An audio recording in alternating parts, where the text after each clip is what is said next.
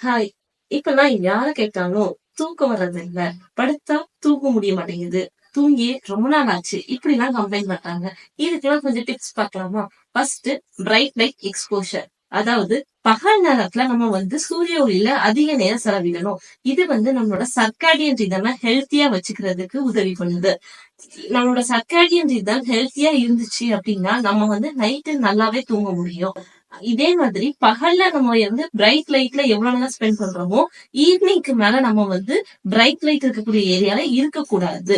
Night தூங்குறதுக்கு 2 மணி நேரத்துக்கு முன்னாடியே எலக்ட்ரானிக் கேட்ஜெட்ஸ் யூஸ் பண்றதை ஸ்டாப் பண்ணிருக்கோம். தூங்குறதுக்கு முன்னாடி லேப்டாப், டிவி, மொபைல் இதெல்லாம் யூஸ் பண்றதுனால அதுல இருந்து வெளிவரக்கூடிய ப்ளூ லைட் எக்ஸ்போஷர்னால நம்மளோட மெலட்டானின்ங்கிற ஹார்மோன் லெவல் குறையுது. இதனால நைட் நல்ல தூக்கம் நமக்கு கிடைக்க மாட்டேங்குது. அடுத்தால லைட் ஃபுட்ஸ் தூங்குறதுக்கு முன்னாடி சீக்கிரமா சாப்பிட்டு பழகுங்க. அந்த சாப்பிடுற ஃபுட்டும் ஆயிலியா இல்லாம ஸ்பைசி ஃபுட்ஸா இல்லாம நல்ல ஃபுட்ஸா எடுத்துக்கோங்க. ஆல்கஹால், காஃபி இதெல்லாம் நைட்டு அவாய்ட் பண்ணிடுங்க. அடுத்தது மத்தியானம் தூங்குறத குறைச்சுக்கோங்க. பவர் நாப்னு சொல்லுவாங்க. 10 to 30 மினிட்ஸ் அந்த தூக்கம் எடுத்துக்கலாம். அது நல்லது. ஆனா ரொம்ப நேரம் தூங்குறத அவாய்ட் பண்ணிடுங்க. நம்ம நைட்டு தூங்குறது திரும்ப வேக் ஆகுறது இதுக்கு கன்சிஸ்டன்ட் டைம் வச்சுக்கோங்க. அந்த டைம் ரொட்டீன்ல எந்த ஒரு சேஞ்சஸும் இல்லாத மாதிரி பாத்துக்கோங்க. அப்புறம் ரூம் என்விரான்மெண்ட் வெளியே உள்ள சத்தமோ லைட்டோ உங்க தூக்கத்தை டிஸ்டர்ப் பண்ணாத மாதிரி பாத்துக்கோங்க.